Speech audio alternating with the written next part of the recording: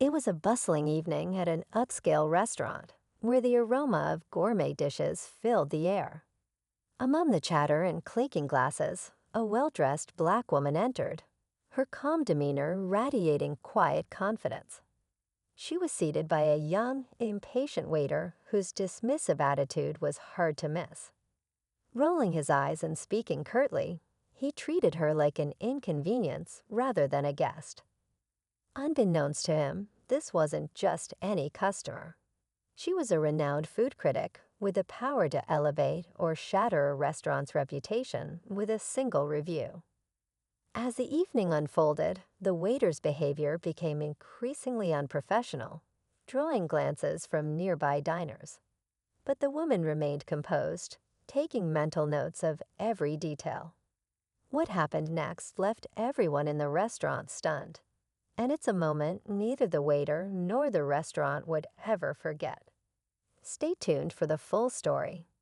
The woman quietly observed the waiter's every move. He sighed loudly when she asked for a menu and barely made eye contact as he scribbled down her order. It wasn't just his tone. It was the way he rushed past her table, offering warm smiles and attentive service to other diners while she was left waiting. A couple at the next table whispered, clearly noticing the imbalance, but the woman didn't react.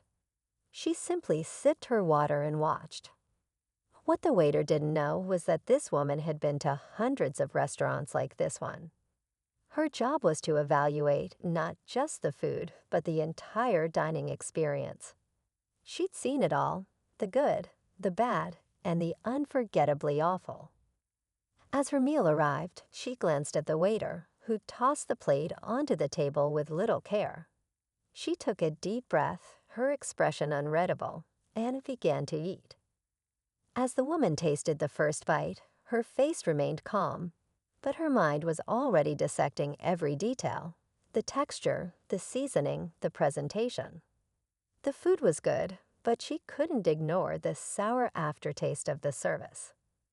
Across the room, the restaurant manager chatted with another table, oblivious to the situation unfolding. The waiter, meanwhile, leaned against the counter, scrolling on his phone, completely indifferent. A couple of diners began to notice the woman's presence, whispering to each other. One of them recognized her, their eyes widening in realization. They nudged a server, who quickly glanced in her direction, their expression shifting from surprise to panic. Word spread quietly among the staff, but it hadn't yet reached the waiter.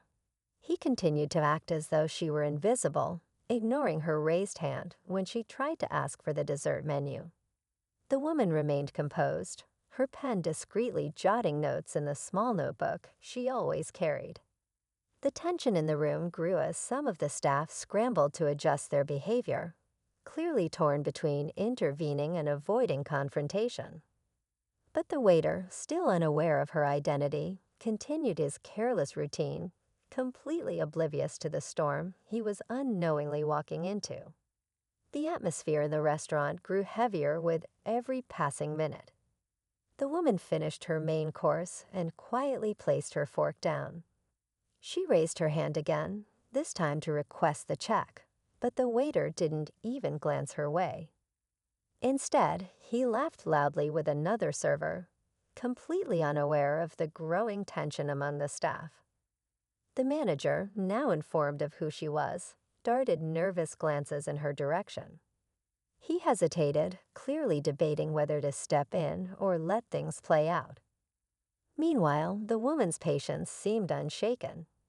She leaned back in her chair, her calm gaze sweeping the room, as if she were silently evaluating everything: the ambience, the staff's reactions, and the overall experience. When the waiter finally sauntered over, his expression was one of mild irritation. "Ready to pay?" he asked, his tone lacking any warmth. She looked up at him, her expression unreadable, and nodded. As he walked away with her card, a hush fell over the restaurant.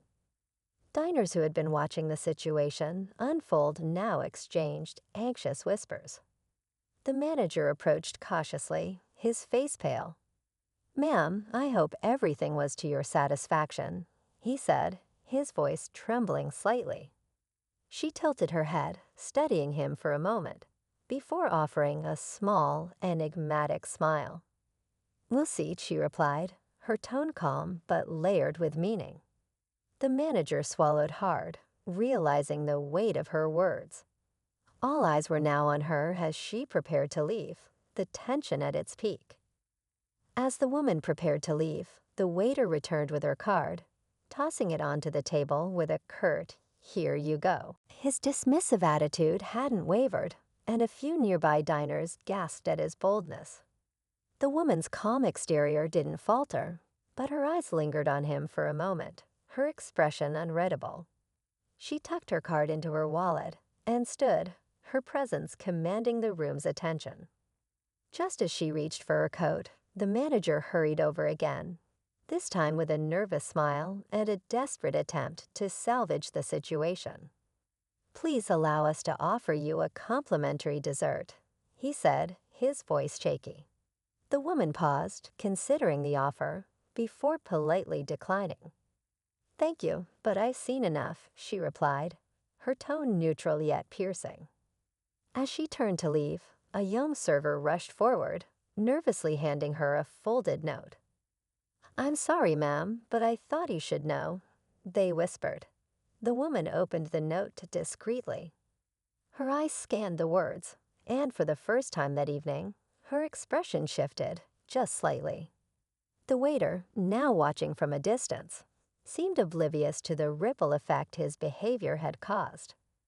But the contents of the note added a new layer to the story, one that no one in the room could have anticipated. The woman slipped the note into her pocket, her demeanor as composed as ever, and walked out the door. The staff exchanged uneasy glances, unsure of what would come next, as the weight of her unspoken verdict loomed over them like a storm cloud. The restaurant fell into a tense silence after the woman left. Staff members exchanged nervous glances, and the manager stood frozen, wringing his hands. The waiter, still clueless, continued to chat with his colleagues, oblivious to the storm that had just passed. But the truth of the situation was about to unfold. An hour later, the restaurant's phone rang. The manager answered, his voice shaky as he greeted the caller. He listened for a moment, his face draining of color. It was the woman, the food critic, the one whose reviews could make or break them. She was on the line, and her words cut through the air like a blade. "You'll be hearing from my editor," she said, her voice calm yet full of authority. "Your waiter's behavior was unacceptable. I'll be publishing my review tomorrow, and trust me, it won't be kind." The manager's heart raced, and he quickly apologized, trying to explain that the waiter was new and didn't understand the gravity of the situation. But the woman was unmoved. "I've been in this industry long enough to know when a restaurant is truly committed to excellence. This was not one of those nights. Your team failed, and I won't let that go unnoticed." Just as the manager hung up, he felt a tap on his shoulder. It was the waiter, who had overheard the conversation. His face went pale as he realized the full extent of his mistake. I didn't know who she was," he muttered, his voice full of regret. The manager turned to him, his eyes filled with frustration and disappointment. "It doesn't matter who she was. It's about respect. You had a chance to make a lasting impression, and you blew it." But just as the weight of the moment settled in, another unexpected twist came. The woman had left her phone number with the staff, and the manager, now desperate, decided to call her back. He dialed the number, hoping for a chance to make things right. When she answered, her voice was soft, almost playful. "I was just about to write my review," she said, "but I think I'll give you one more chance." The manager, surprised by her change in tone, asked, "What do you mean?" She paused for a moment, then added, "I've seen potential in this place. If you make a real effort to improve your service, I might just revise my review."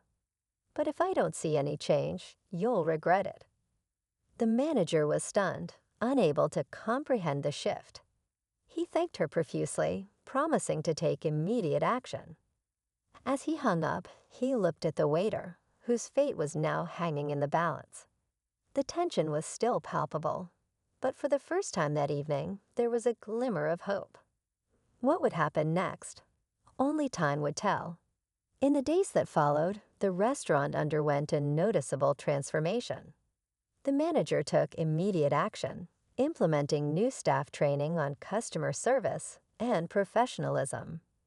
The waiter, deeply regretful, worked hard to prove he had learned from his mistake, taking every opportunity to improve his attitude and attention to detail.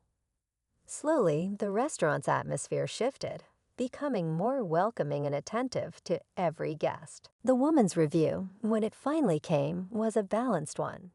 She acknowledged the improvements and praised the food, but she didn't shy away from pointing out the earlier flaws. The restaurant, however, had earned a second chance.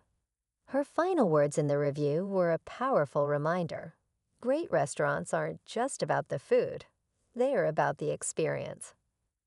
As the restaurant flourished in the weeks to come, the staff never forgot the lesson learned that night.